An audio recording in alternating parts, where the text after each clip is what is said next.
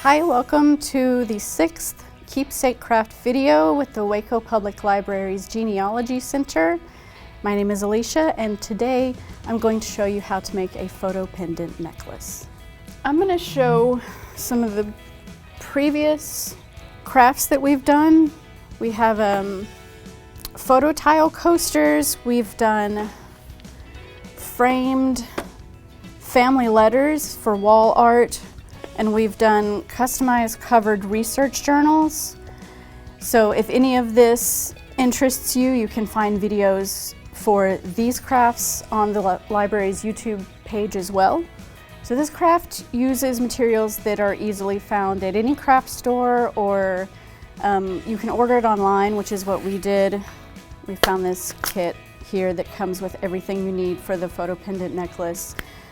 But what you need really is a pendant charm with a tray, a glass cabochon that fits into the tray, an adhesive, I'm going to use E6000, scissors, and a photocopy or a print of the photo that you want to use. A lot of times if you go to the craft store, you'll find that the pendant and the cabochon are sold together. If not, just make sure that the cabochon is the right size and shape to fit into your tray.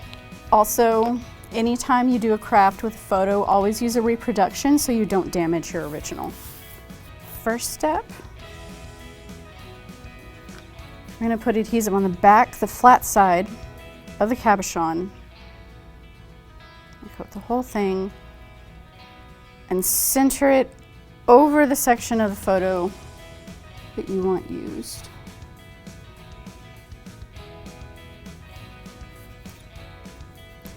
To get my copy of the photo, I brought my photo and a flash drive to the library and used the photocopier to scan my photo, and then I just opened mine up in Microsoft Word so you can resize it if you need to.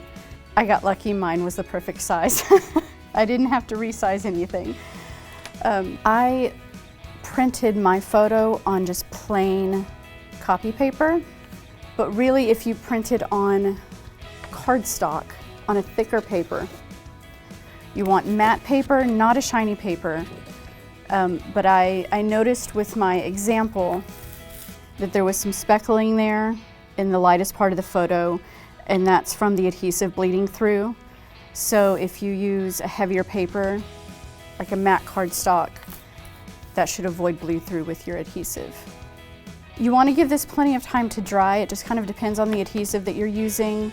I gave mine more than enough time to dry. I left mine overnight, but at least 30 minutes. Check package directions. Once this is dry, you will trim away your excess paper as close to the edge as you can.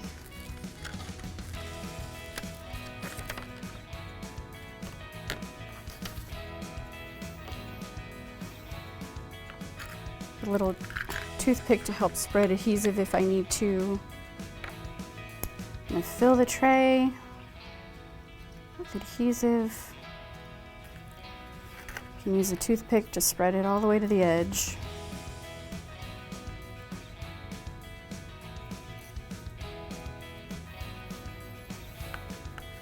And then press your cabochon into the tray. Make sure it's level.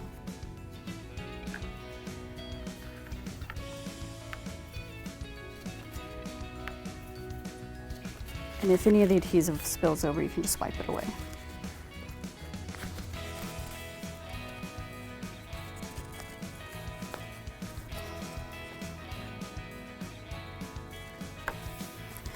And you want to give this plenty of time to dry. Like, you can see it doesn't take much time to put together at all, but these adhesives need more than just time to dry, they need time to cure. So once you've put it together, let it sit overnight, give it a day, so the adhesive has a chance to cure. So you can thread it onto a chain, makes a great necklace. You can also use it as a bracelet charm. You can make a keychain out of it. It would make a nice Christmas tree ornament. It would make a great gift. So what we really want with these crafts is we want to encourage you to find creative ways to celebrate and share your family's history.